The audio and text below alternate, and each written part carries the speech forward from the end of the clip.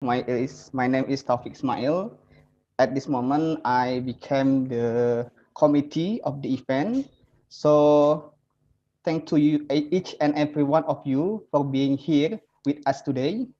We are very pleased to be able to welcome you to the fifth inspirational talk, and we are proud to be able to host it today at this wonderful moment with all of you.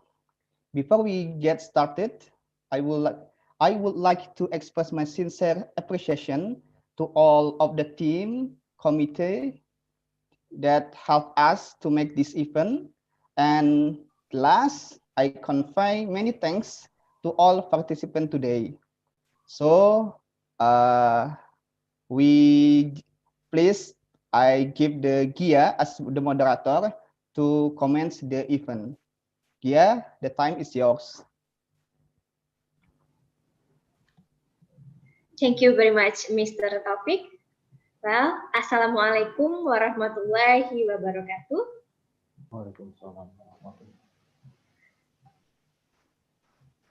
Good afternoon, the honorable officials, high officials, ladies and gentlemen. Om Swastiastu, Namo Buddhaya, Salam Kebajikan. Ladies and gentlemen, welcome to the inspirational talks held by Kasamanegzai's English community. This is the 15th series of a webinar aiming to give inspiration, share experience, and learn together about anything related to Kasamanegzais. As you remember, in the previous session, we already had inspirational talks about how to speak like a star. A particular point, it was to improve your personal skill. And today, we are going to improve your technical knowledge related to Kasamanegzais. And of course, it's going to be interesting. Are you curious? But firstly, if you don't mind, I would like to check whether you can see or hear me well. Please raise your hand or make this okay gesture.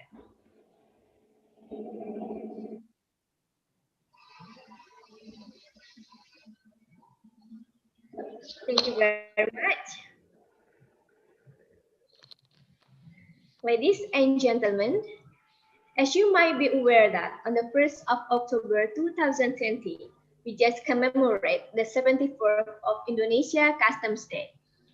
We hope that our sense of belonging to our institution is getting stronger and stronger. And at this time, our focus is not only to collect the revenue collection as much as we can, but we also need to work on how to protect our local market, small and medium entrepreneurs in this free trade zone era. And we are going to discuss about that later with our speaker. Anyway, before we jump to the presentation session, let me introduce myself. My name is Dia Erina, and you can call me Dia.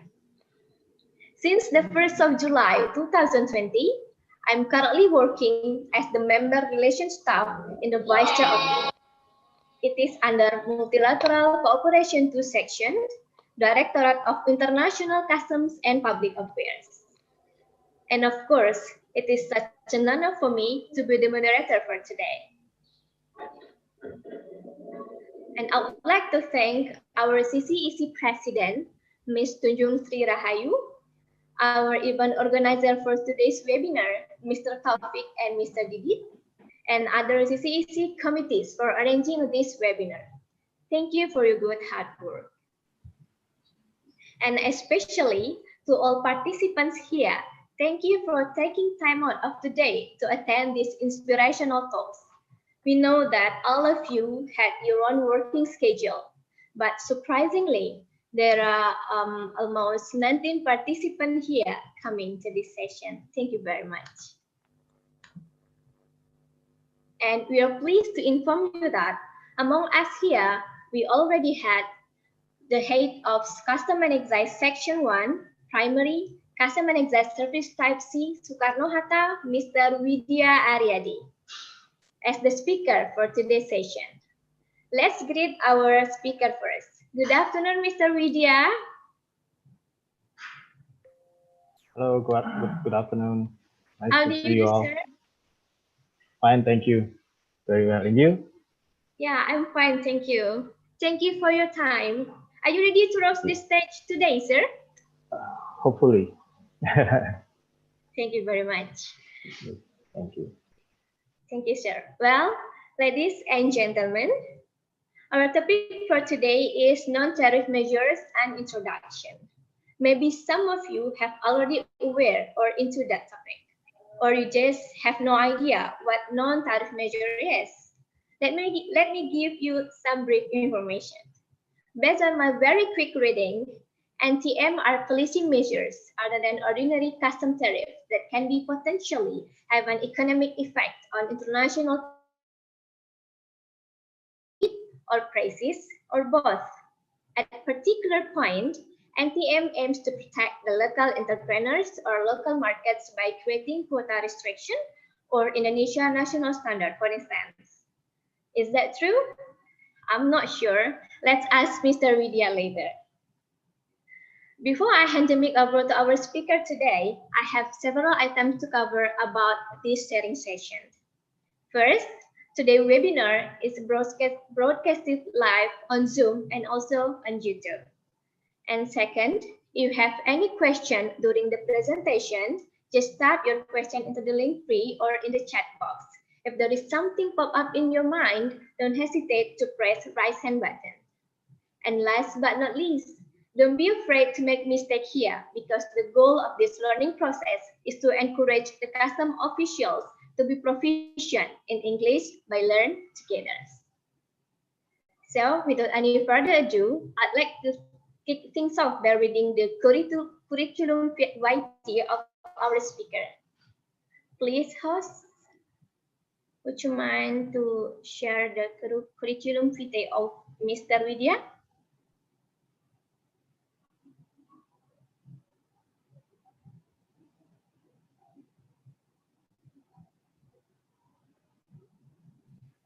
Wait a moment.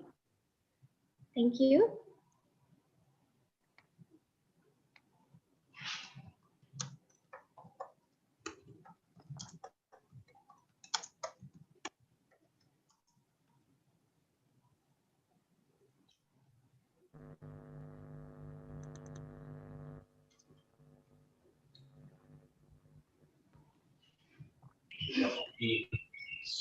Well, ladies and gentlemen, as you can see from the slide, our speaker from today is Mr. Widya Aryadi, SSML.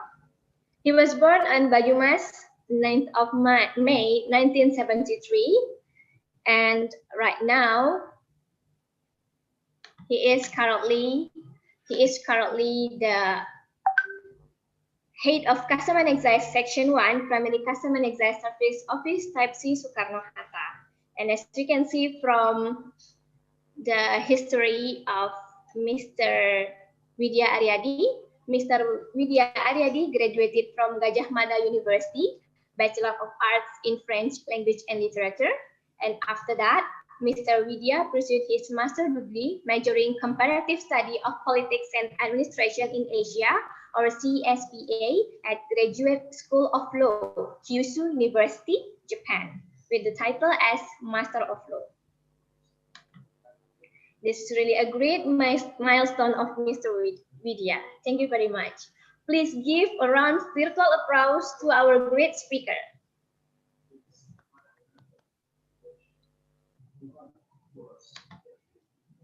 Thank you. Well, I'm pretty sure there are lots of participants here that can't wait to hear the presentation from our speaker.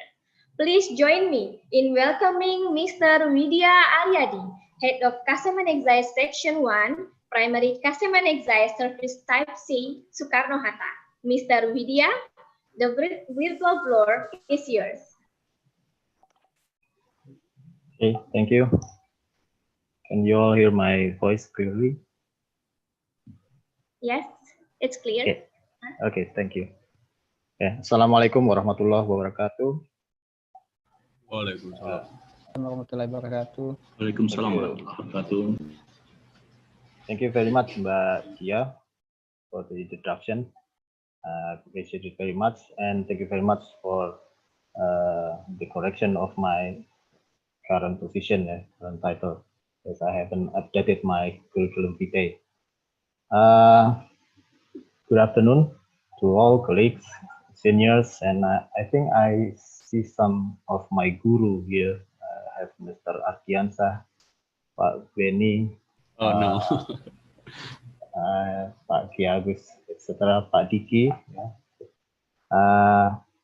I am very happy to be here today with you, a group of smart people, of course, and it makes me a little nervous actually. I hope we are all always in a good health and well under the blessing of God Almighty. Bu Tanjung, how are you? Thank you very much for inviting me in this forum.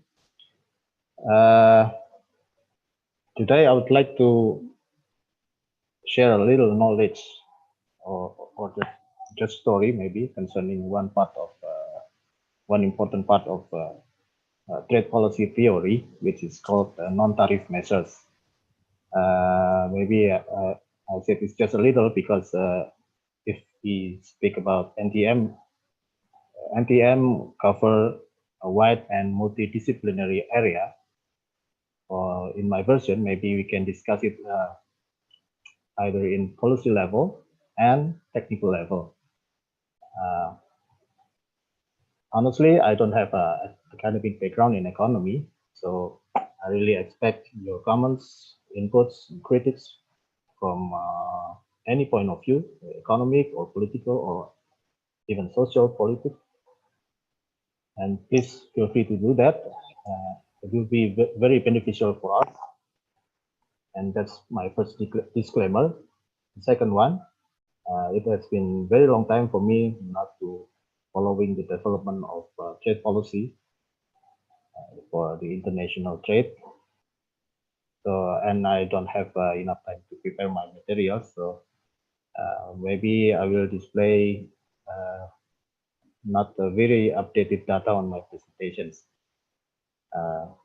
That's why I mentioned just an introduction, because my goal today is only to raise awareness, especially for the younger generation. I think there are some younger generations here on the importance of NTMs. So again, I would be very happy if you could share the updated information or data concerning the national policy on trade and economy. So without further ado, let's start the presentation. Could you help me? I'm here with my assistants because I'm not very familiar with the technology. I'm sorry, the host to disable my participation screen. Could you help me to?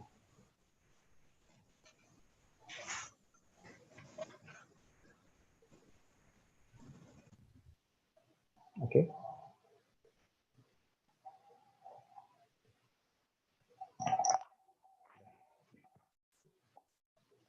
Okay. Here's the situation. There is a businessman in Indonesia who would like to export banana in bulk to one country in Europe, let's say Italy, member of European Union.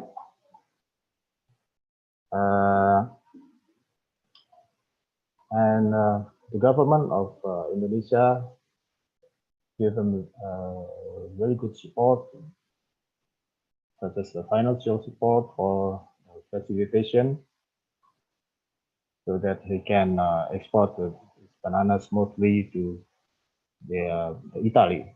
First, so after he found a buyer in Italy and bargained the price, he sent banana to Italy. And once banana arrived in Italy, he had to see a customs officer there. I think Agencia del Dogane dei Monopoli. Yeah? I prefer stable. Okay, once banana arrive in Italy, the Italian importer have to fulfill certain customs formalities. For example, submit the import declaration and pay customs duty and taxes. Here you can see some data that in mid-1990, tariff of import of banana is above 700 euro per ton plus quota system. Yeah, so quota means that only certain countries can export to Italy for a certain amount of goods and in a certain period of time. But in 2017, the tariff reduced 114 euro per ton, no more quota system, but plus quality standard. It means that the exporter have to fulfill certain standard of quality in order to export the banana to Italy. Okay.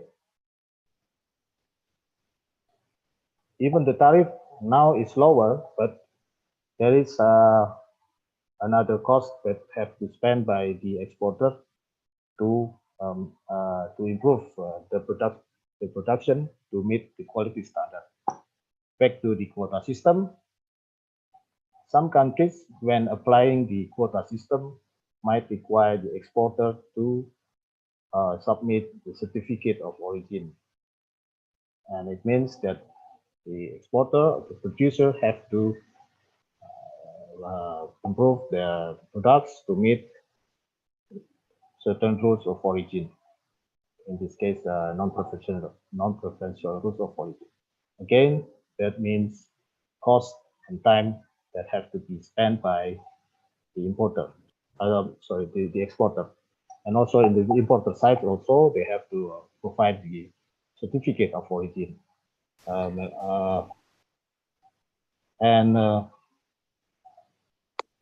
The quality standards, SNI in Indonesia also would take times and cost for the exporter and importer also.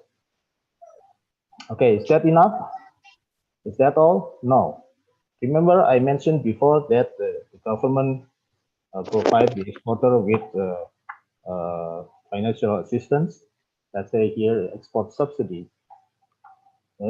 If the government of Italy see that the government subsidy will reduce the cost of the exporter, and it means that the exporter will have a lower price of banana comparing to the similar product in Italy, let's say the Italian banana, then the government of Italy will find this unfair. The Italian government might impose what's called the anti-subsidy duty or countervailing duty. See, I just want to show you here that the exporter and the importer is facing either tariff measures and non-tariff measures. Which one is tariff measures and which one non-tariff measures? Let's see in the next slide. So when we talk about non-tariff measures, if there is a non-tariff measures, means that there is tariff measures, and maybe it is more familiar for you to hear non-tariff barrier rather than non-tariff measures. Please do not complicate it, the both terms, because they each have a different meaning and have a very big difference. What's the difference and what kind of tariff? Okay, what if I say a tariff measure?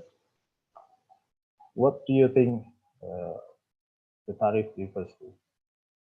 Is it all tariff like import duty? What about anti-dumping duty, countervailing duty, safeguard? excise taxes, maybe? Are they all belong to tariff measures? The answer is no.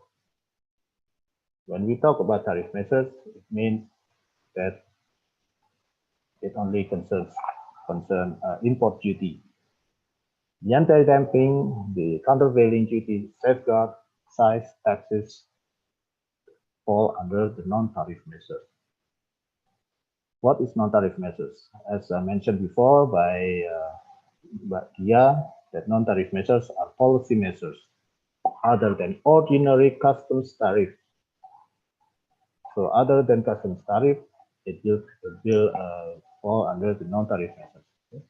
That can potentially have an economic effect on international trade in goods, changing quantities, trade, or price, or both.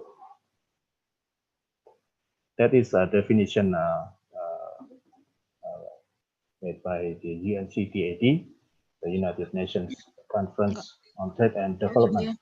Bea Cukai tadi ngomongin tentang tarif. Tadi videonya. Okay. Okay, this little just go back to the very basic theory. Maybe you already learned on economy and international trade. Just would like to remind you how tariff works. So if the government decided to trade with other countries,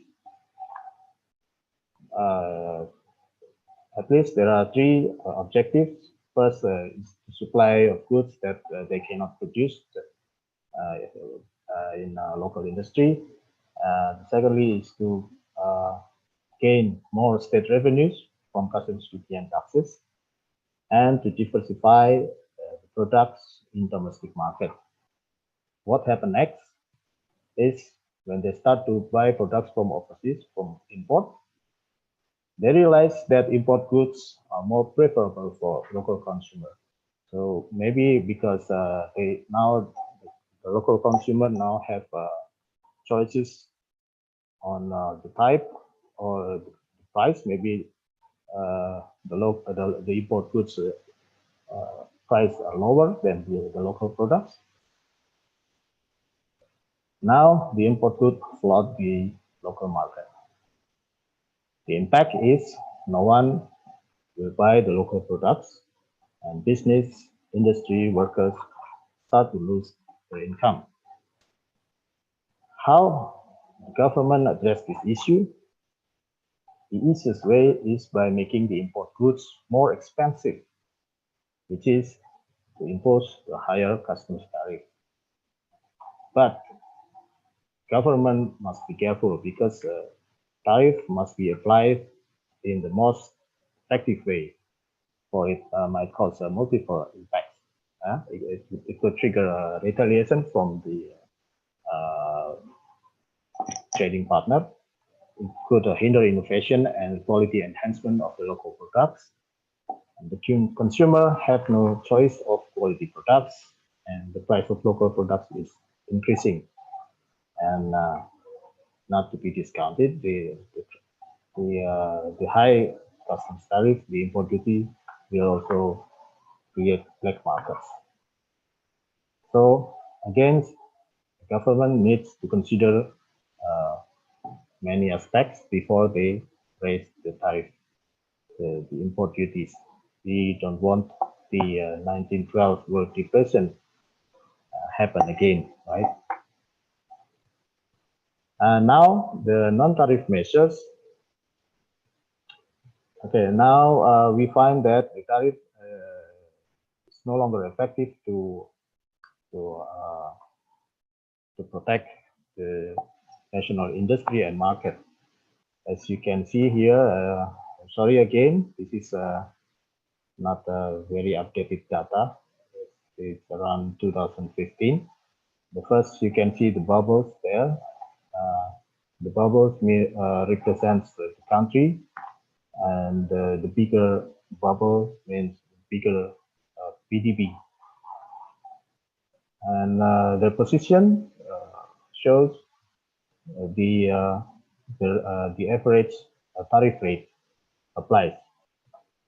For example, here Indonesia, you can see the size of Indonesia's bubble comparing to China, Japan, the EU, and the United States. Indonesia is just a little bubble, but comparing the position, Indonesia is lower than India, Brazil, Korea. Big confidence for a little bubble. I think here in 2015, the average MFN tariff applied by Indonesia is around 7%. Yeah, at the above table, you can see Indonesia tariff rates. The MFN and in average in 2015 is 8.83.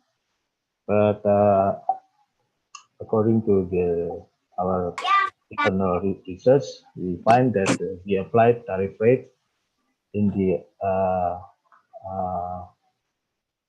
the actual importation data collected from Tanjung Priok and Soekarno-Hatta, you can see that in general the tariff rate is only 3% because most of the importation now using certificate of origin, the preferential certificate of origin. You can see here the average tariff rates under the A3, ASEAN China, ASEAN Korea now for under 3%, except ASEAN India. That is why so many countries now in all over the world applying the non-tariff measures or barricade of economy. The most popular one, among others, the import quota, the anti-dumping, countervailing duty, domestic content requirement, import license, import state trading enterprises, technical barriers to trade, expensive management, etc. Okay, now what is the difference between NTM and NTPs? So maybe again it's more popular for you to hear the term non-tariff barrier, but actually it's different with the NTM. What's the difference? All NTB comes from NTM. So all NTB are previously NTMs. The NTMs become NTB when the implementation of the NTMs lack of transparency and openness. For example, one case in Indonesia, there's a regulation by Ministry of Trade that during the there is a prohibition of import rice during the musim panen, yeah. There is the prohibition, but as a matter of fact, there is importation of rice, and Indonesia have to face dispute in the WTO for the regulation. The other countries see that Indonesia is not transparent with the regulation. Once Indonesia said that we cannot import rice during the musim panen, yeah, but now they import it. NTM could also become NTB when there is a discriminatory treatment. For example, one country applies a very strict rule for example, agricultural products like fruits. The fruits import to that country must not contain residual substance of pesticides in certain tolerance limit. Because it's very dangerous and it's harmful for health of the people. But if the regulation only applies to import goods, not to the local products, to the local foods, then other country will see that as a discriminatory treatment, and other country can sue the country in the WTO and accuse it as NTB, as applying NTB. That is non-tariff barrier, no longer NTM. And also overly stringent trade remedies, burdensome duplicative conformity assessment, procedure for low-risk products, and non-recognition of international standard diversity across jurisdictions. Like we apply a strict standard for materials imported for our industry, but the standard is made by ourselves. It doesn't refer to the international, the existing international standards. So this might be also found by other countries as NTB. Okay, I think that's all clear. And this is a little comparison between NTMs and NTBs. The NTMs are, for example, sanitary and phytosanitary requirements based on scientific evidence, documentation, certificate of origin, health certificate, etc. And the example of NTBs as among other excessively stringent regulation, SPS measures without a scientific basis. By licenses used to restrict imports, quotas, prohibition for purposes other than protecting the environment or health, forcing importers to use the state-owned transit company, etc. In previous slide, I mentioned that the basic knowledge of the NTM is trade policy, among others, the protectionism. Protectionism is not always contradictory with free trade or liberalism. But in fact, as found by UNCTAD in many countries, the problem with the NTM is not about the protectionism, but about the regulatory incoherence. So one country might not have a national policy on protectionism. They just do the business as usual. They produce many regulations, no coherence with each other, and that become not very active NTMs. Okay, do you realize how big is the portion of non-tariff measures applied right now comparing to the traditional tariff rates or the preferential tariff rate, plus the transport and logistic costs, border clearance costs? It's like an iceberg. It's a government do not, in general, government do not consider the non-tariff measures, the effect of non-tariff measures. They only knows about tariff rates, the MFN, the preferential, the tariff, the transport and logistic costs, border clearance costs. But beneath the surface, there are a huge amount of non-tariff measures. We cannot say that the non-tariff measures always have a negative impact. In domestic effects, we can have safer products, higher quality products, but it will also increase cost of inputs, the materials import for the industry. It also increase prices, decrease competition, etc.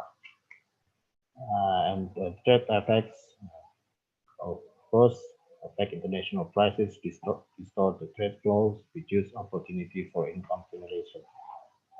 NDMs can distort trade and can discriminate against small firms and low-income countries.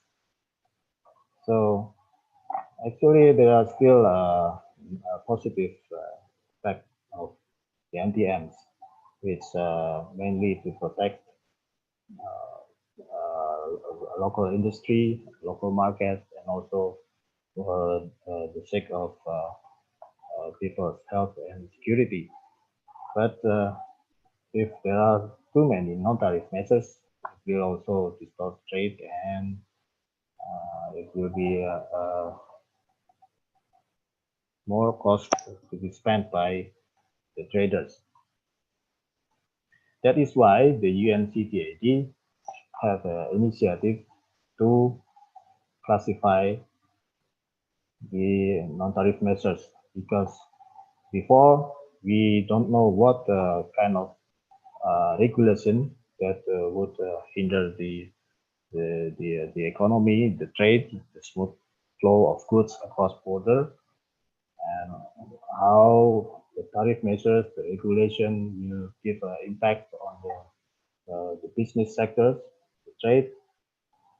That's because there are so many regulations, and there is no strict specific classification.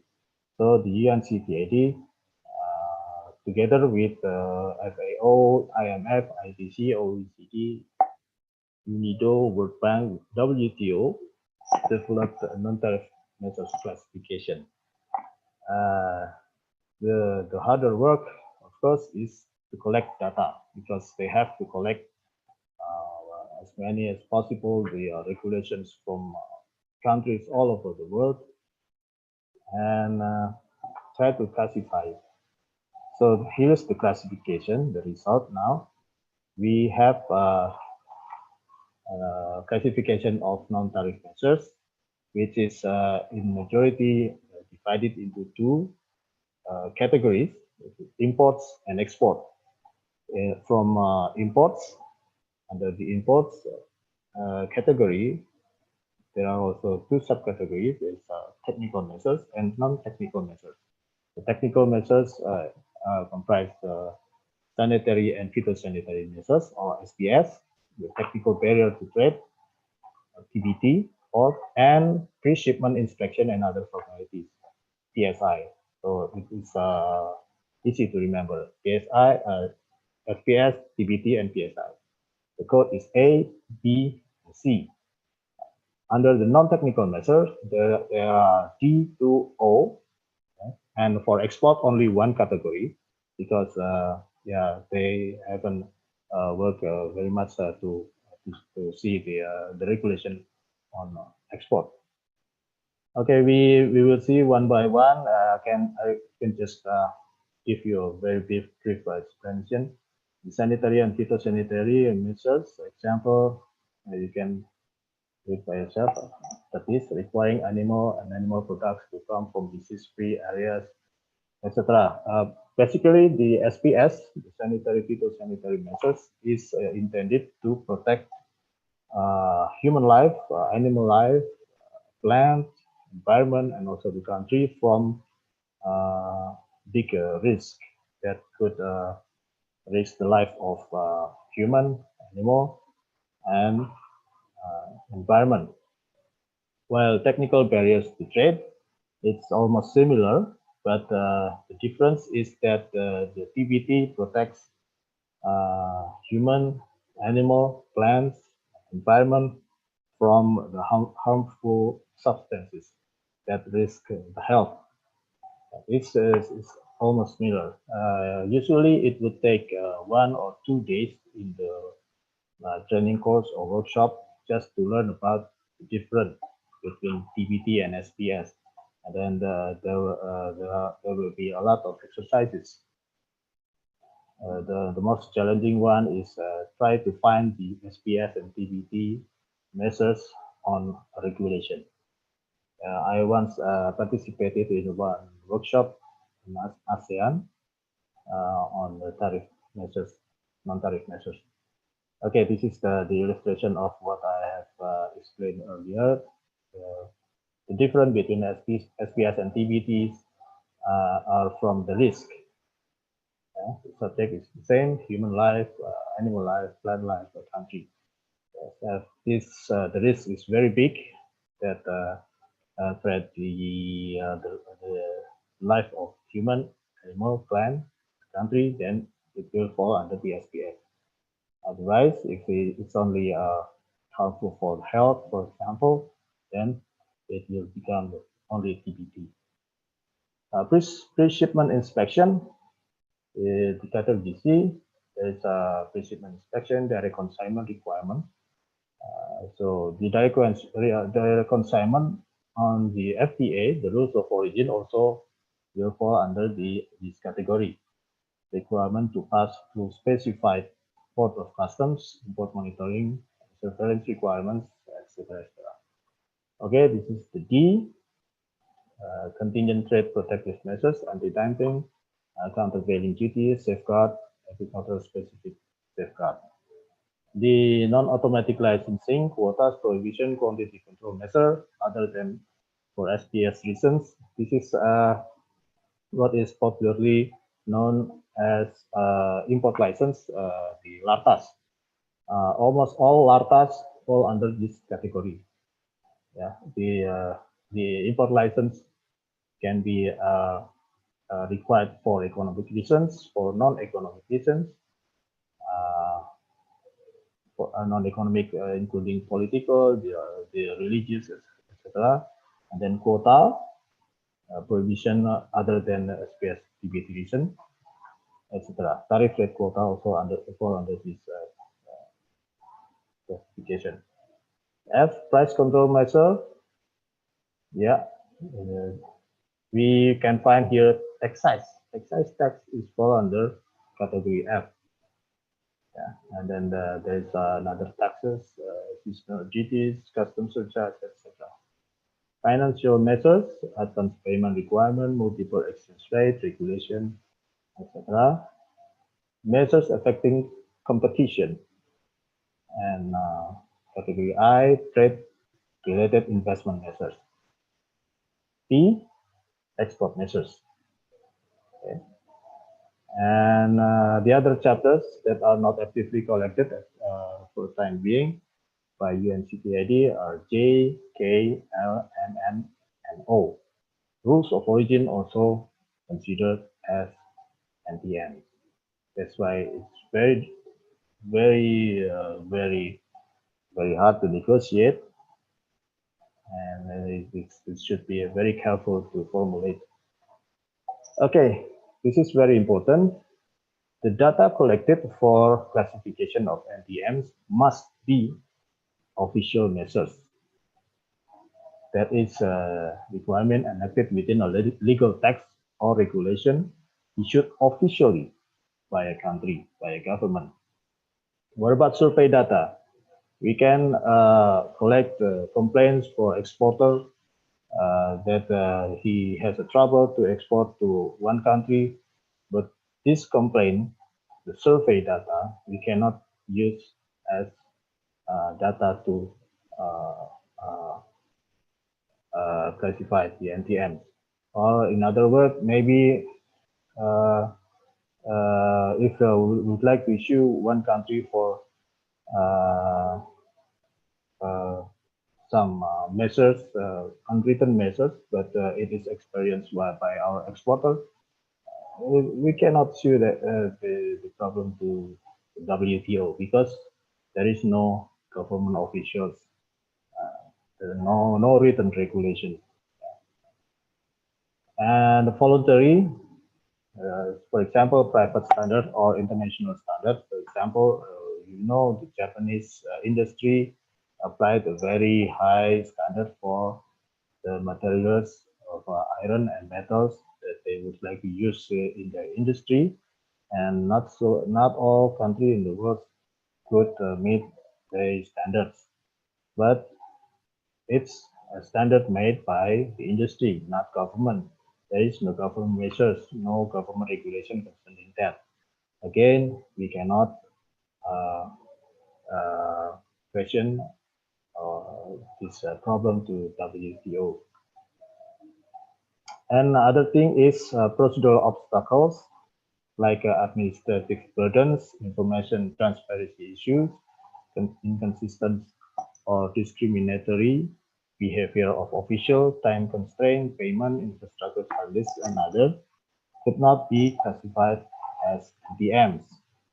For example, in Japan, there is a requirement for quality control, quality certification for goods for the they could import to Japan, but to get the certification, Japan only provide one laboratory with 2 experts, and one expert have to do the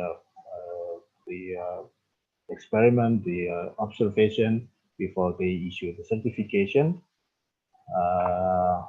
Maybe one person have to make a have to observe maybe 10 documents or applications. It will be time consuming for the importers to get the certificate, and it's very exhaustive. But we cannot say that it's NTMs or even NTV, because it's yeah, there is no official measures on that, and that is only procedural of the court. Yeah. And also when for example one goods imported to one country, but the port has a very limited infrastructure. It made the process of what the goods become very slow. Yeah, that is only procedural obstacles. We cannot see that as NTMs. Okay, now maybe this is the NTMs that is applied by Indonesia, and some findings by area on the NTMs applied by Indonesia. They said that Indonesia's regulation on NTM are generally issued by separate ministries in the form of ministerial regulation, not centralized, and no coherence. One regulation could contain more than one NTMs. According to area research, currently around 66 types or categories of NTM found in Indonesia's regulation. The government institution which issue most NTMs is KKP, not Ministry of Trade. Maybe Ministry of Trade issue more lartas, but for the NTMs, KKP issue more than Ministry of Trade. Okay, this is the example of multiple items applied by Indonesia on an imported goods. Recently, we have Permendak number 68, year 2020, about the import regulation on footwear, electronics, and bicycle. Yeah, recently during the pandemic, I don't know why Indonesia people prefer to use bicycle. Yeah, and even some people try to buy Brompton. I don't know why. It's very expensive. Okay, let's say that I would like to import a bicycle from, let's say, from the United States or from England or Brompton. I would like to sell Bromptons here. What's the regulation I have to meet? First, under the Permendak 68, I have to, Article 3, you can see, this is, I have to, I need the NEP. NEP was the kind of registration. And then I need import license from Ministry of Trade. And then Article 12, the bicycle only can only be imported through certain ports. And then Article 13, the bicycle needs quality control, pre-shipment inspection. And under Article 16, I have to submit a periodic report. Yes, and there is a certain requirements for a company to become a surveyor that could carry out the pre-shipment inspection or quality control. Okay, so under the classification or NTM, we can see that one Permendak, one regulation apply more than one NTM. we have B15. I make a different color here. So we have 4 different colors. It means that this Permendak, this regulation applies at least 4 NTMs. That is just false data here, NTM distribution to 10 countries in ASEAN. The majority of NTMs is TBT measures, then SPS. Yeah, I think, yeah, TBT is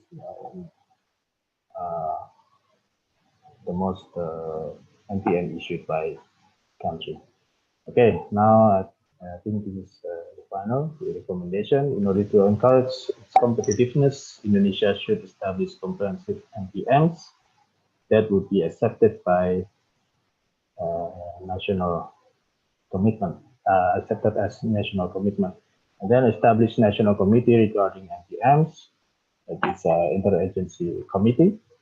Classify the NTMs into cluster with regard to each sector's priority. So we need to prioritize the NTMs. Create a framework and work plan to regularly update the NTMs. Carry out capacity building for relative government agencies. And then, what is the relevance of NTM to Director General of Customs and Excise? Well, some of Indonesia Customs and Excise regulation can also be categorized as NTM. I'm sorry for the typo. Like registration requirement, inspection and clearance requirement, documentation requirement, excise, etc. So those regulations and procedures, once they are well developed and arranged, will enable Customs and Excise officer to implement them in the field service. The impact, of course, hopefully it would provide better service and efficient control of goods subject to prohibition and restriction, and to expedite release goods. And the discussion on NTMs at national level would smoothen interagency coordination. Lack of coordination is a big problem in our country, especially to control the importation and exportation of goods subject to prohibition and restriction regulation. Okay, I think that would be all my presentation. Thank you very much. And again, please feel free to provide inputs, comments, critics. That would be very, very welcome. Thank you very much. But yeah, I give you the floor again.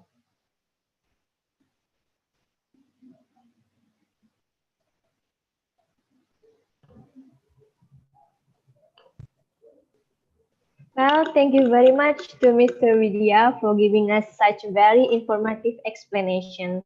I'm sure all participants here gain more information and knowledge about NTM.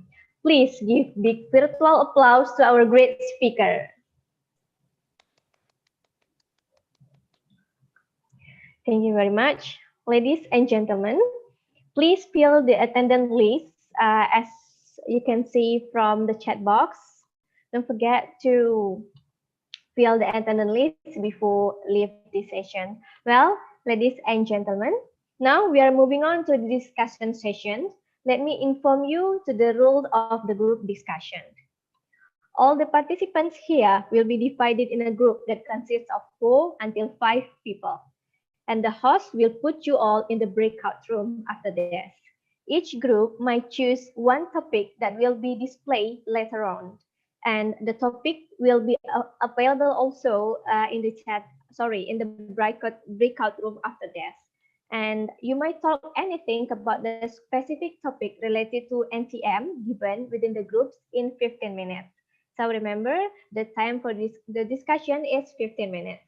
And there will be one PIC for each group, which can help to lead the discussion from the group. For example, our high official, Bapak and Ibu, maybe who have any related experience regarding to NTM, maybe the PIC and help the other as well to speak or maybe to just to share the experience related to NTM. Well, is there any question related to the group discussion session after this?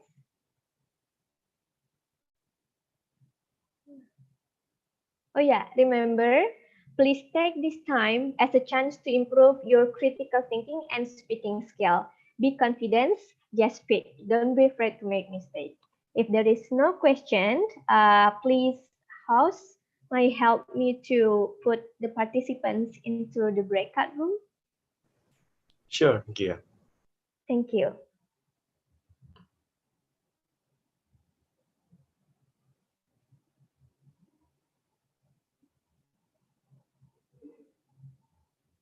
I already invited all participants to join the room that are randomly generated.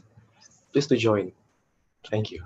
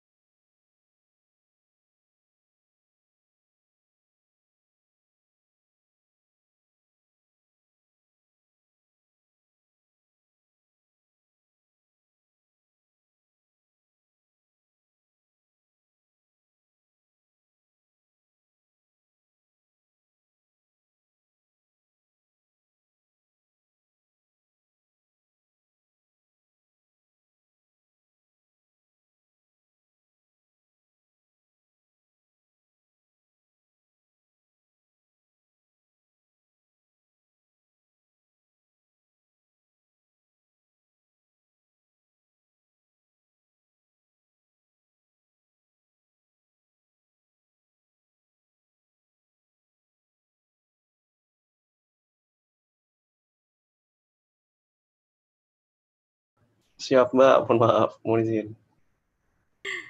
Yeah, my signal was bad, so I was lost connection.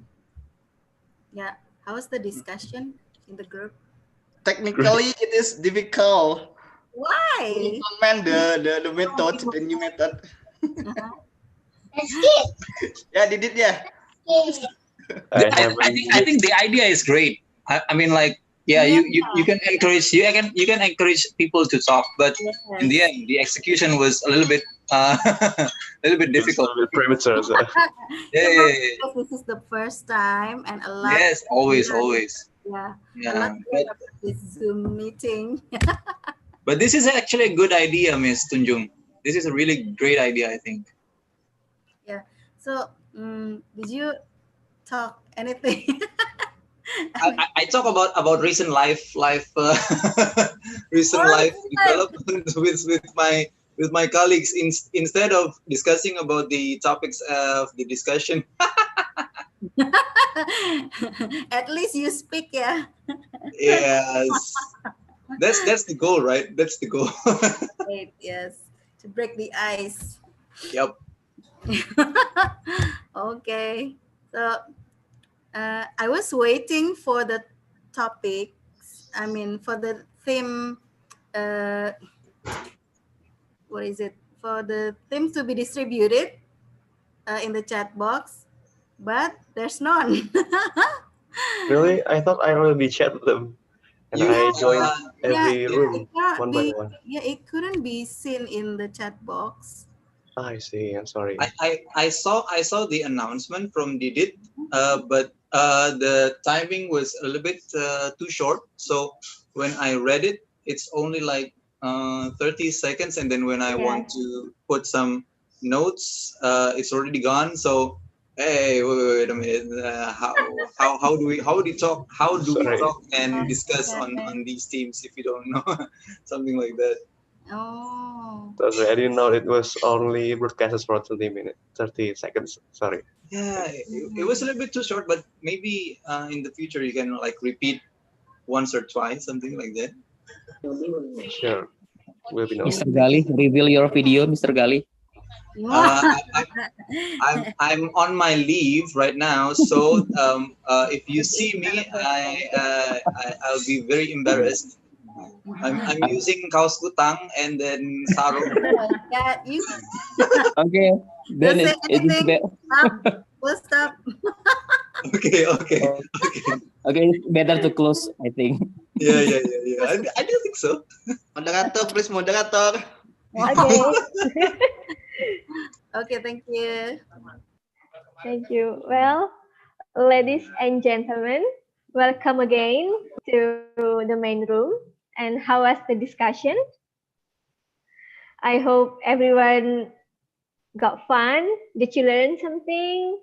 And of course, you speak a lot. I hope so.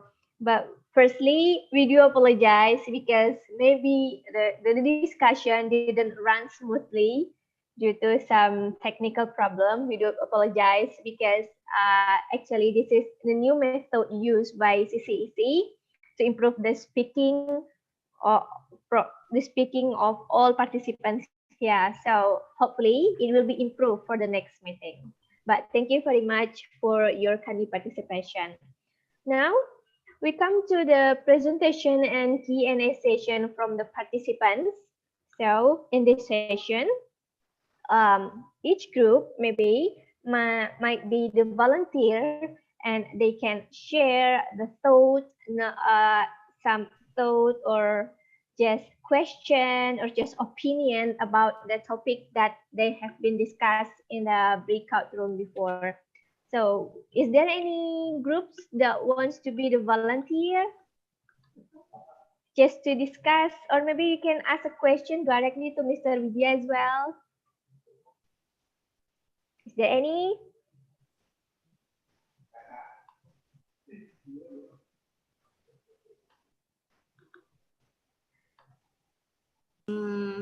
Okay, so maybe I can be the volunteer. So Thank you, yeah, Ms.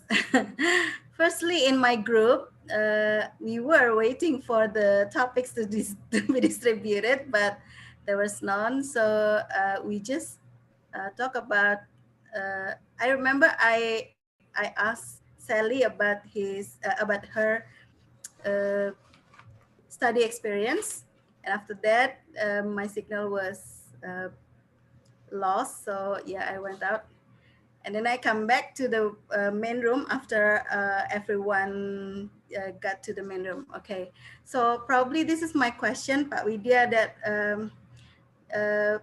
probably non-tariff measures from other countries. Do you, do you have any references that one country can sue or probably can appeal or object to the WTO for other countries' non-tariff measures that are applied to the imported goods from these countries? Yes, thank you Okay, very much for the thank you. question. First, what we can bring to WTO, to the Dispute and Settlement Body, is only the NTB, not the NTN, because every country has the right to apply NTN in the ground of the protection of the people, mainly about the safety of the people and the environment, the animal. But for the NTBs, we can bring it to the WTO to be disputed.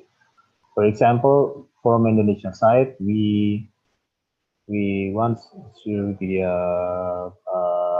European Union to for the restriction of our palm oil products, the export of our palm oil, crude palm oil, because the European Union thinks that or accuse Indonesia for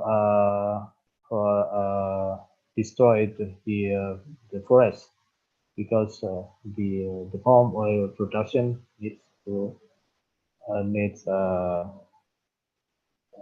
very large agricultural field, so we have to sacrifice much of our forest, and that's why they don't want to buy CPO from Indonesia, because they see that we already destroyed so many forests as the lung of the world. And I think about 2 or 3 years ago, I heard that we won the dispute, but I don't know the continuation of that. Indonesia also, from other countries side, also Indonesia facing many challenges of cases to be brought to the WTO. For example, our regulation of importation of certain goods that can only be imported or released from certain ports. I think our response at that time, why we choose, for example, Tanjung Priok as the designated port to release certain goods, because Tanjung Priok is well equipped port and international port, so we can the Tanjung Priok can release the goods with the assurance of good conditions and expeditious clearance, etc., etc. But other countries, in this case, is China. So that is it doesn't have a scientific background. So the regulation is like not. It's only intended to protect our our domestic market. They don't want that, and yes, they write it is an NTB because we cannot provide the proper explanation on that. So I think we can just find the information on Google. It's very easy to find.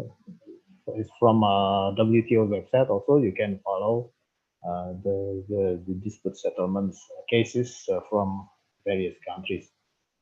It's very interesting, and it should raise our awareness to well develop, well arrange our regulation, because as I mentioned on my presentation, our regulations is not like sustainable. It's just reactive to certain conditions, like the new regulation of Ministry of Trade for the prohibition and restriction of import of footwear, electronics, and bicycle, as I mentioned on my presentation.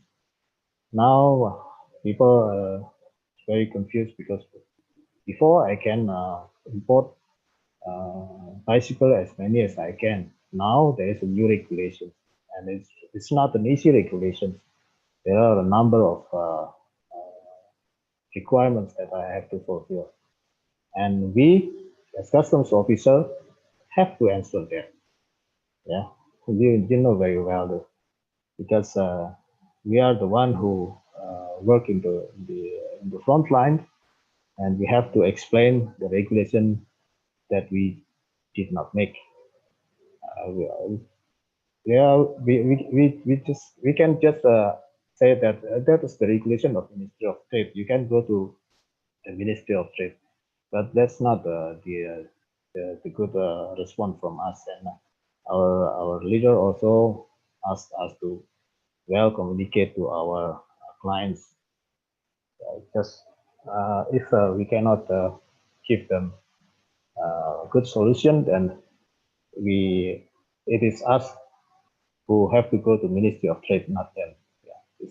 Yeah, we don't want people to you go there and then they don't have the answer. And you okay? You can ask the other military. It's not good. Okay, I think that's my answer. Thank you very much. Do you think my topic is too high or too hard to discuss or too technical? I think.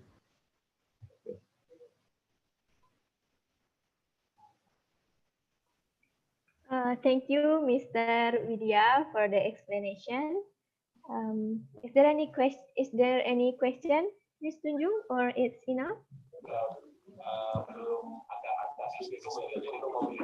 Moderator, can I ask a question, please? Sure. Please, Mr. Widi Daryanto.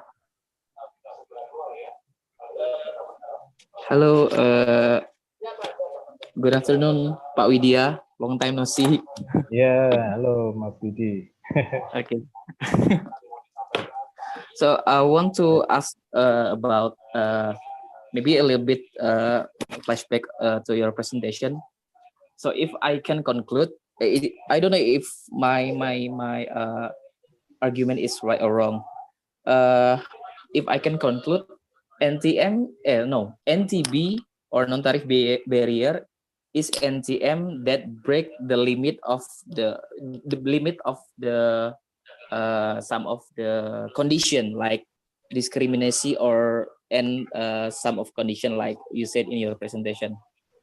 But let's talk about the discrimination. I think we have to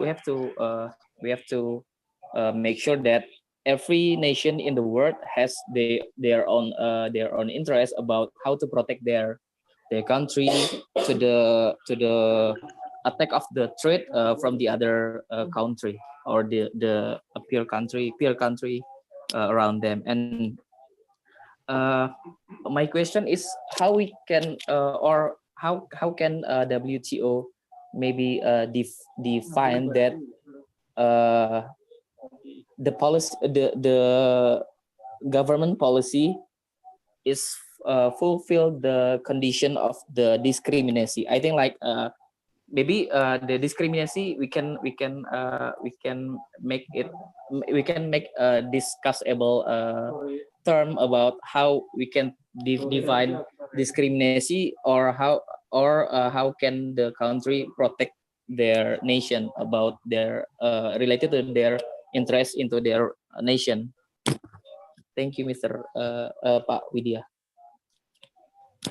Thank you very much, Sweetie, for the question. It's yeah, as I mentioned before, the SPS and TBT is very important NTMs, because I think 40% of the NTMs issued by countries all over the world is concerning the SPS and TBT.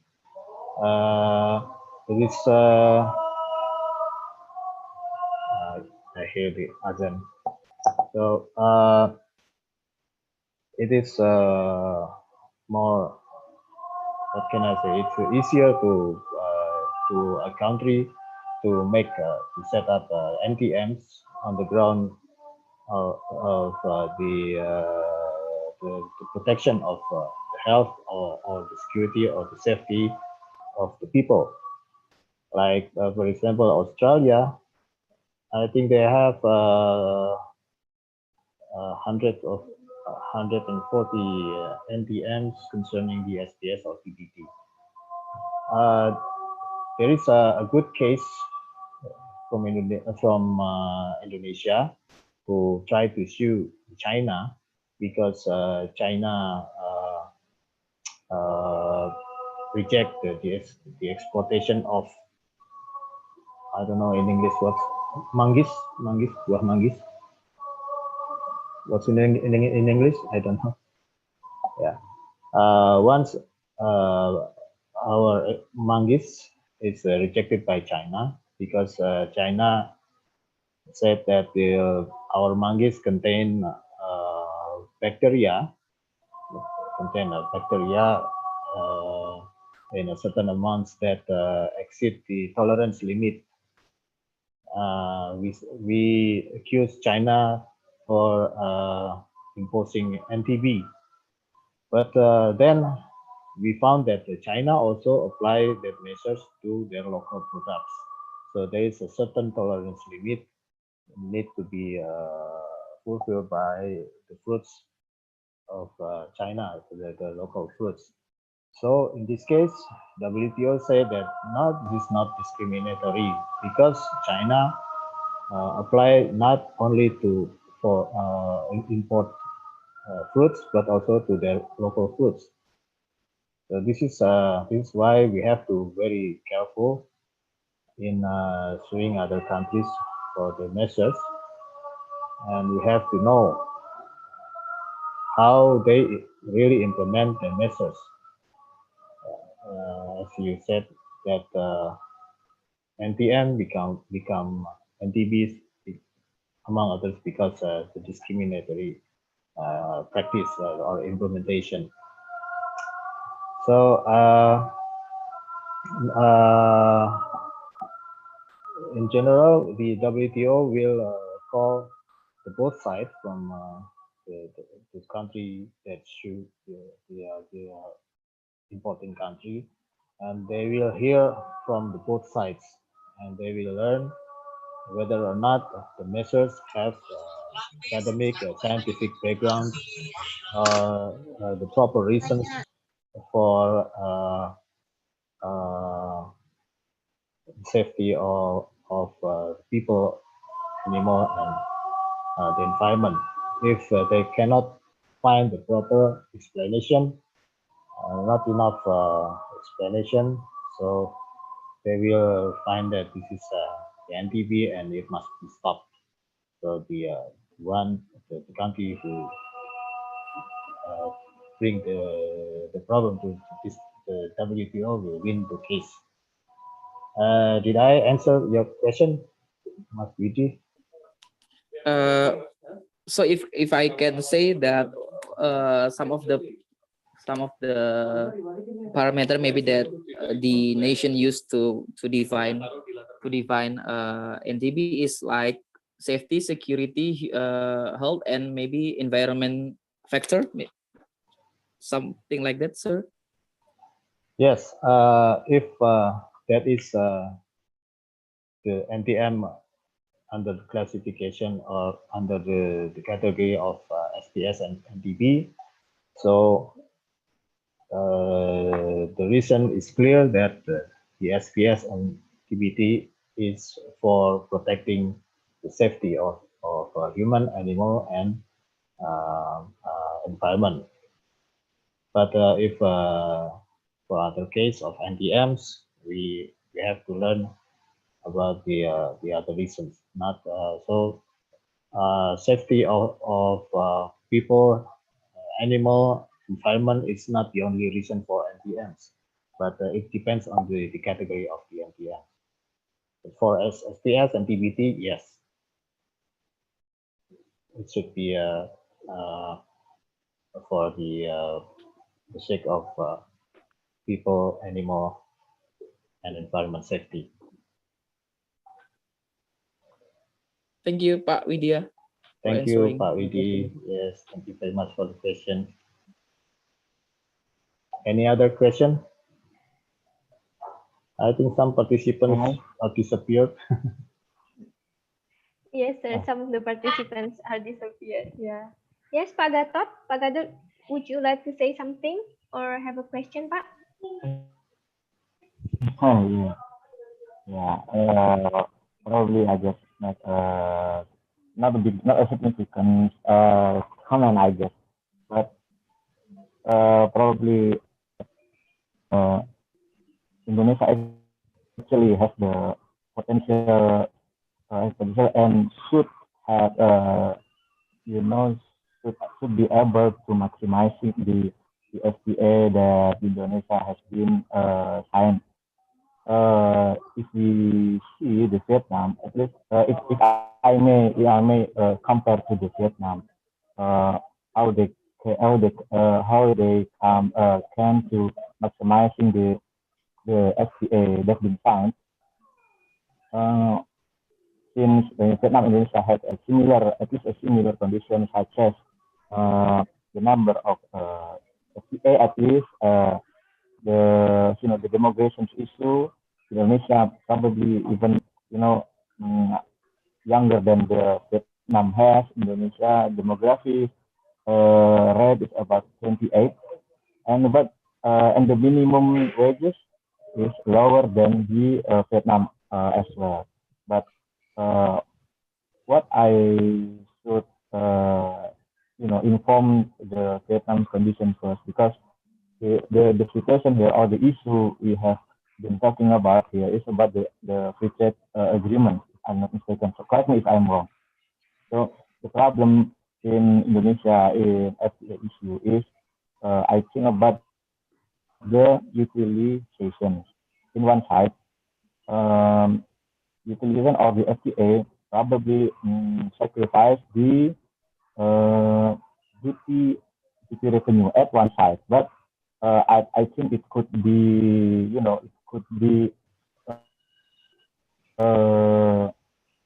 it could be said that the sacrificing in duty revenue become government expenditure in order to promote the economic growth. But I think the Indonesia problem is the low of utilization of industry. As we know that the Indonesia forward contribution in global chain is quite low. So whatever we we effort to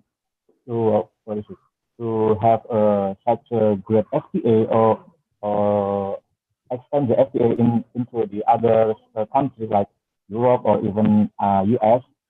I think the structural problem is the utilization in domestic industry. So I think the issue due to the Indonesia problem on FTA is the low utilization rate. It requires further study to relate it to the factors that causing it to be responded by appropriate and adequate policies. So the problem is the utilization and the contribution to the global change. And I think Indonesia needs more study needed to focusing on examining what is the competitiveness of Indonesia commodities in detail. So what kind of FTA we should get, or we should find in the future that can promote the industrialization in Indonesia, not only the commodities. So long up until now, the top commodities exported is what is it? It's the primary commodities like CPO, what is it? Bauxite, nickel. What is bauxite in English? I have no idea. Bauxite and so on and so forth. So we need to improve the industrialization, and at least we can, utilize the FTA to promote or to improve the industrializations in domestic of Indonesia. So again, FTA would become positive factors that can promote both industrially and the economic growth in Indonesia. I think the simple or the simple statement of mine that can be discussed in.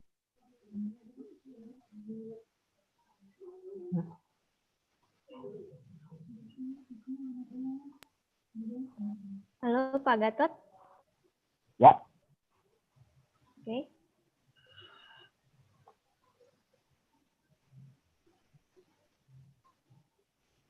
Hello? Hello. Yes, thank you, Yeah, Pak yeah, Gatot, for the sharing. You still want to say something?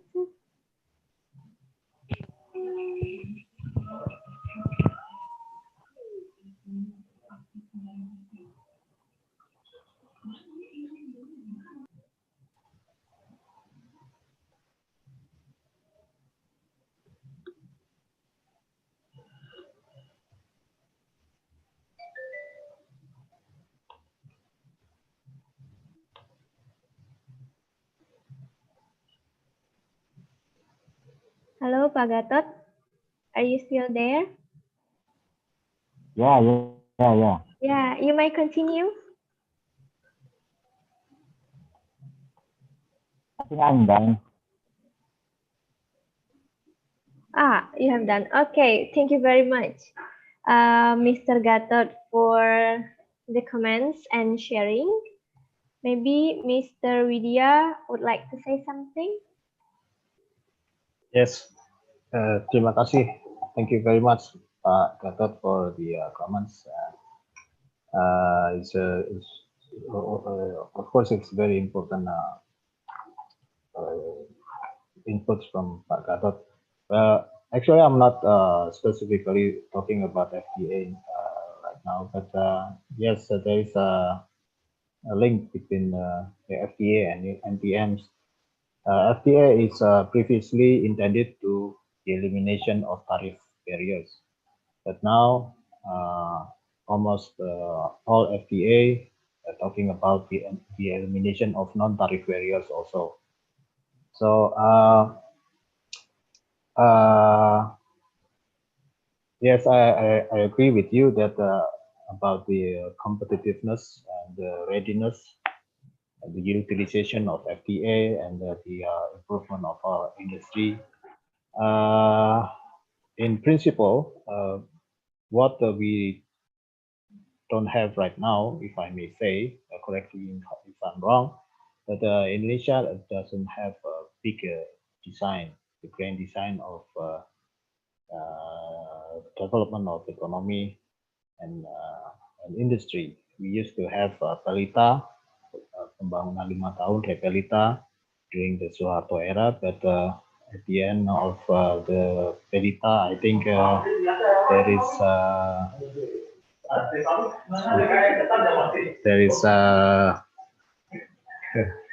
I'm sorry.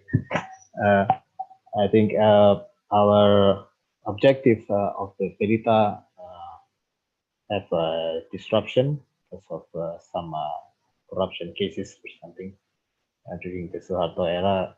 And the new government after Suharto doesn't have a kind of big design of the development. So we don't see a sustainable program for the industry. And at the same time, we joined the FTA, the liberalization. I think it's too soon. Before we are ready with the industry for the competitiveness, we already open our market. That's why, actually the FTA, once it is signed, it's not directly applied, and it's not directly open our market. But there is what's so called, there's elimination phases. For example, for ASEAN China FTA, the tariff will fall at maximum at 5%, 0 to 5% in 10 or 15 years. But during the 10 or 15 years, we do not make any progress on our industry. That's why once we got to the end of the period, we have to apply maximum 5% tariff. Our industry is not ready to compete with the goods from China. And what we can see now, the Chinese good is flooded our market, and who is to blame here is always customs. Customs is the one to be blamed. Why there is so many Chinese products in the market? How do you control the goods? They don't realize that they are the one who signed the agreement. Okay, actually the FTA, the NTM is more intended to to boost our export, not to our import. We do not pay much attention for our exportation. Actually, for example, FTA, India bought our crude palm oil with the tariff. I think it's about 7% or 10%. But when they buy crude palm oil from Malaysia, the tariff is 0. Why? Because they have bilateral FTA with Malaysia and India. This is actually the intention, the goal, and the objective of the FTA. Why should we involve ourselves to FTA with other countries? Because we would like to open the market of the other countries. Now, every time we speak about FTA, they only think about the protection of our market, of our industry. They don't think of how we can utilize the FTA to open the market of our trading partners, of the FTA partners. I think this is, I've been discussed it very long, and I think there is no progress until now. And it's also NTMs. Why should we learn about NTMs? Because after the FTA, after the elimination of tariff barriers, there are numbers of non-tariff barriers, and we do not pay enough attention for that. Even as I give an example in my presentations, the tariff is now decreasing, but non-tariff measures is growing and growing, and our industry, our export is not ready for that. That is it's a very good point, Pak Gatot. Again, the competitiveness, the utilization should become the awareness of all parties in this country. That's why we need a national committee on NTM. We need a national committee on WTA TFA, the Trade Facilitation Agreement, because we need a coherence regulation. We need a coherence one national policy. Otherwise, as you can see right now, every minister issued regulation because they want to protect their business. Their interest. Yeah. So sometimes the regulations yeah, not the coherence at all. And we, customs officer who works and in the front line, have to answer all the problems in the field service. Okay, thank you very much. I think that's my response. Thank you very much.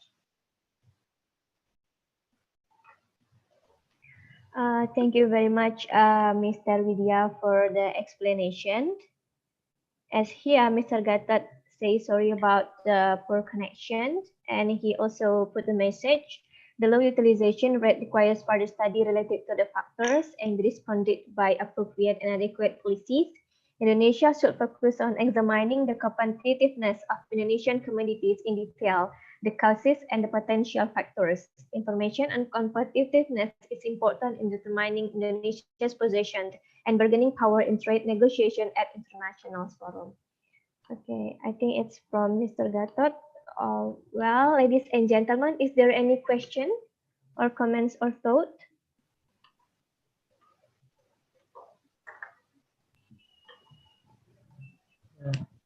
Yes, Miss Gia.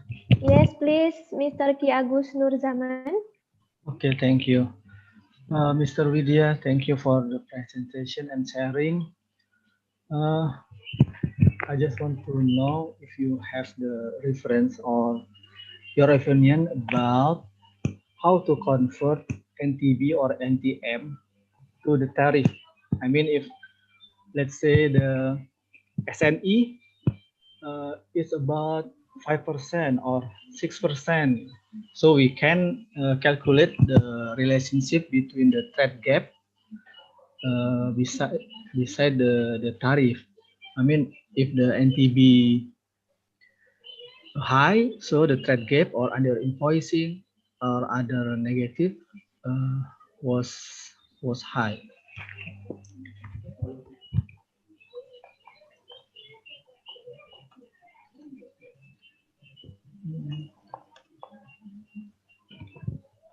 Okay, that's my question, Ms. Kia or Mr. Vidya, but how to convert the NTB or NTM to the tariff? I mean the number 5% or 6%, so we can calculate the effect of NTB to the importation, import trade gap, and etc.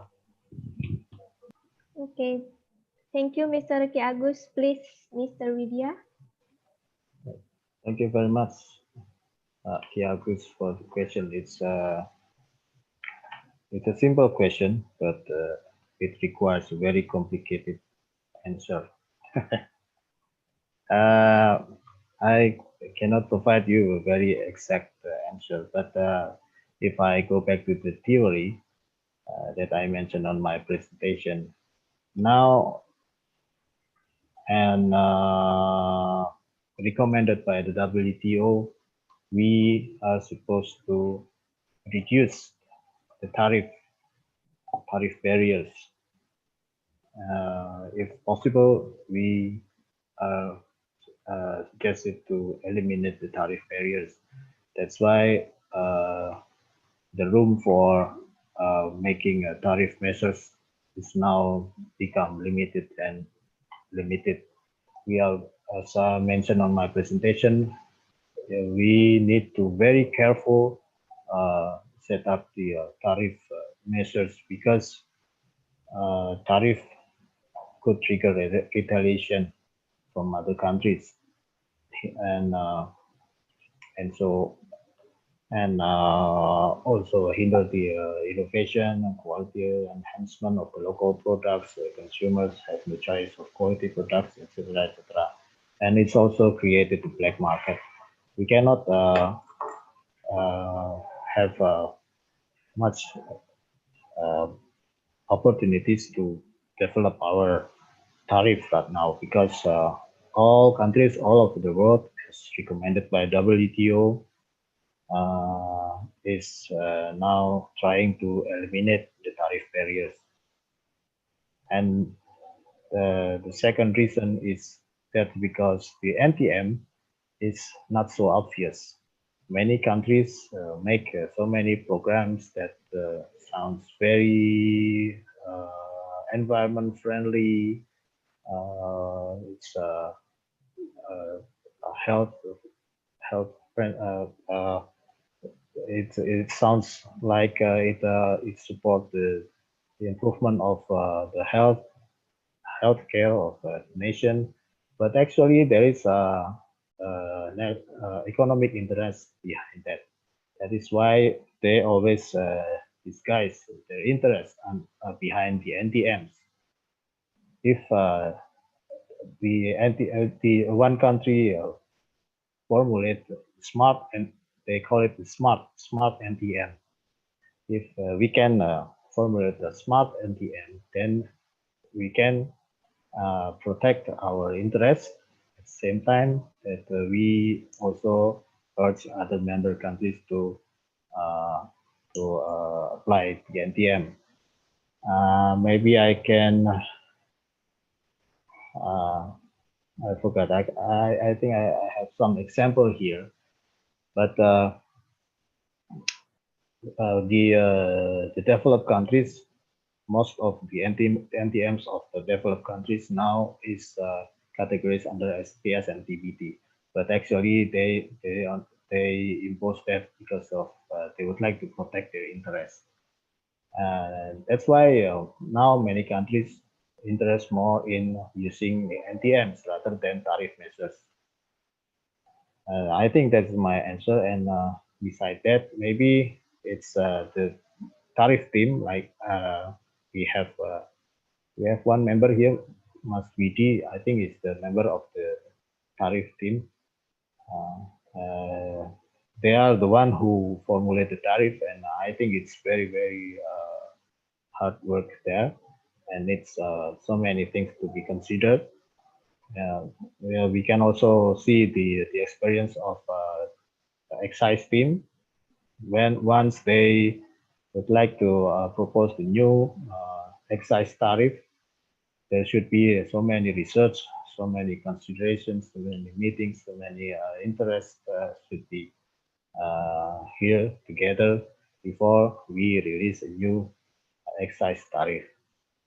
That's why I think now we have not so many, not enough room to play with the tariff measures.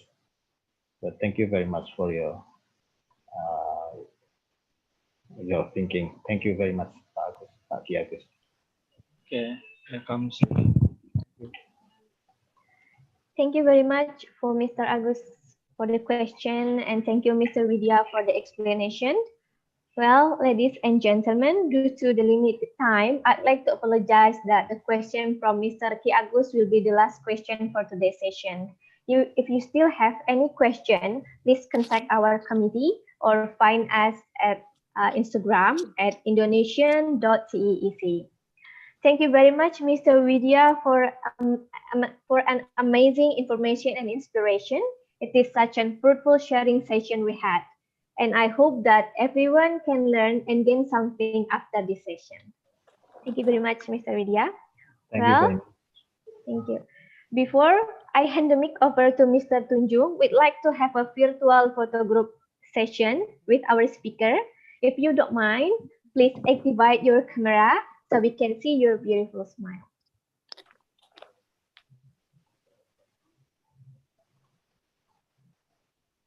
Please, host, may help me with capturing the picture? Okay, thank you, Gia. Yes. Everyone, please turn on your video if you want to get into the screen. Okay. You may pause anything you want. Okay, are you ready? I'll take the picture in 3, 2, 1. Okay, I get you. I guess that's all. Thank you. Back to you, Gia. Thank you, Mr. Didit. Well done, it's finished. Once again, thank you, Mr. Widya, for taking time to share about your experience. And thank you, Indonesia and CEEC, for arranging this event. And thank you, everyone, for joining today's inspirational talks. I would like to apologize if there are many mistakes from me as the moderator during this session. Just for your information, if you're late to join this session, don't worry because you can rewatch the recording of today's inspirational talks from Indonesian CCEC YouTube page. We hope that you learned something today and if you find these inspirational talks informative and useful, please don't hesitate to share what you guys got in your social media and tag at indonesia.ceec. Well, I'm Gia Erina. That's all for me. Have a great day. Until the next time, we'll see you again in other inspirational talks by Indonesian CEEC. Wassalamualaikum warahmatullahi wabarakatuh. And I hand over the mic to our president for the closing. Thank you so much, Gia, and thank you also Pak Widya and the organizing committee here, Didit and also Taufik for organizing this event successfully.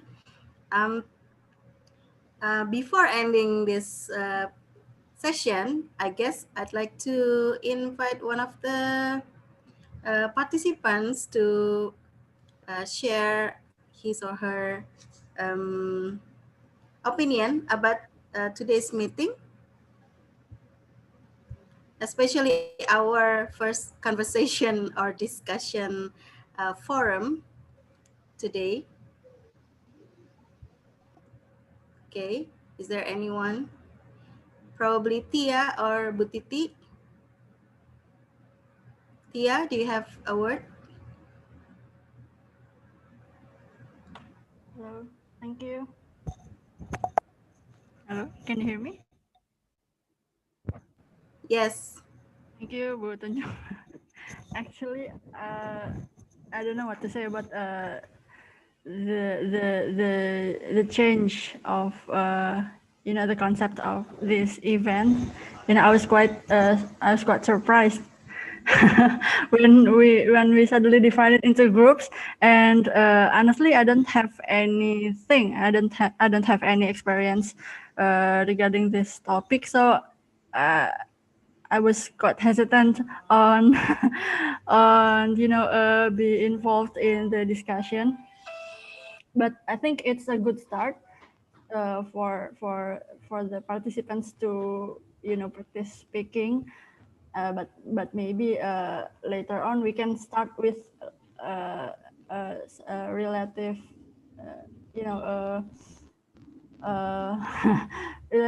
not heavy topic, maybe with something easier to talk about. I don't mean to offend you, Pak Widya, about this topic, but I think if the purpose is to practice to speak, I think we can start with some easier topic or more related topic. That's all for me. Thank you. Thank you so much for your opinion, Tia. I hope you enjoyed the session, yeah. Okay. And also, I would like to invite Bu Titi. Do you have any suggestion for... Hi, everyone. Yeah. Do you have any suggestion to improve? Yes, thank you. Yes. Thank you, Ms. Tunjung. I'm quite surprised for this changing, like Mbak Tia said before, because I never expected that we can have like a breakthrough forum by Zoom meeting. I never had known before. I never had known before that the Zoom meeting have a facility or feature to break into many rooms that we can discuss, divided into room. This is a good idea, but we can practice our conversation, our speaking skill, then do not really hesitate to express our opinion or our mind. This is very helpful, I think. Just go on. I think we can use this method to the next forum or next session. Good idea, Bu Tunjung, Mbak Tunjung. Okay, Good, thank you very very much, good. Titi. Yeah. Well, the last one, probably I'd like to ask Rizal, Mr. Rizal from Excise.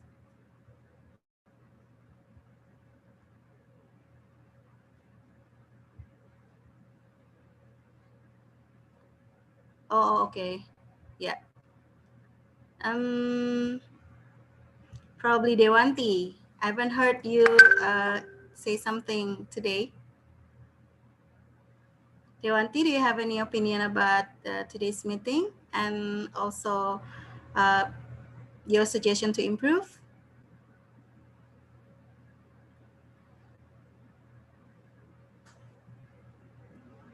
Okay, I think she is not available. Probably the last one, Widi. Can I have you? Can I have your opinion about today's meeting and also improvement for our next meeting, Widi? Okay, Mbak Tunjung. First of all, I want to thanks to the committee for arranging this event, and also for the special source person, Mr. Widya, for very thoughtful. For me personally, it's very thoughtful topic because honestly, I don't really know the position of what I work in right now, which is Lartas in the term of NTM. And yes, I have to admit that this is a new insight for me, and thanks for that. And maybe next what is it next agenda, maybe the committee can make another topic that we can discuss, and interesting idea, or maybe the current issue maybe that we can discuss in this event. Mbak Tunjung, Mr. President, Mrs. President, sorry. Okay, thank you very much. Yeah. The last one, I'd like to ask Pak Widya for a closing statement to end this session.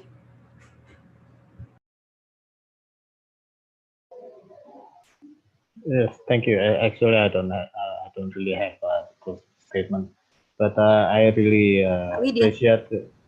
Hello, can you hear Yes. me? Yes. So I appreciate very much your participation, your response, comments on my presentation, and it's I always very happy to join the CEEC meetings. I'm very sorry if my topic is maybe too technical to follow, and I already speak about NTM about maybe 5 or 7 years, and I even with the one from the Ministry of Trade, but I think nobody shows a very strong interest on the topic. So, but I think it's very good to know because this is we cannot work for customs for all time. Maybe we should move sometimes to the coordinating Ministry of Economy, maybe the Ministry of Finance, maybe to the maybe Ministry of Trade, maybe in that case that we need to have a broadened view on the policy, on national policy, on international trade, on technical technical aspects of the policy making. So again, thank you very much, and I'm very sorry if I make you very confused with my topics, but again, thank you very much. Nice to see you again. Thank you. Yeah. Thank you, Pak Widya, for closing. Yeah.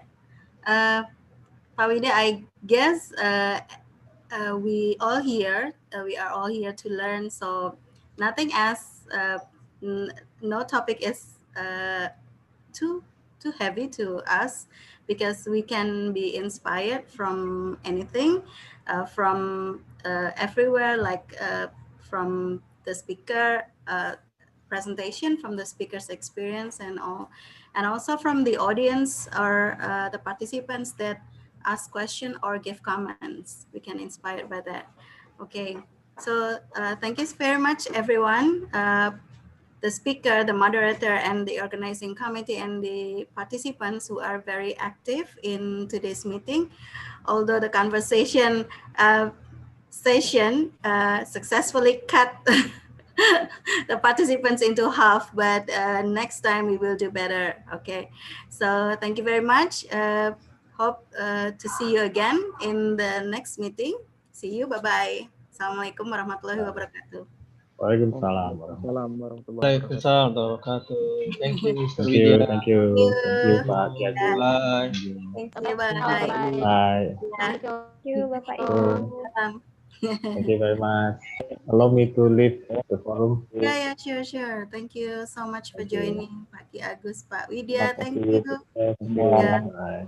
Thank you very much. Yeah. Okay. Did you may end the live streaming on YouTube?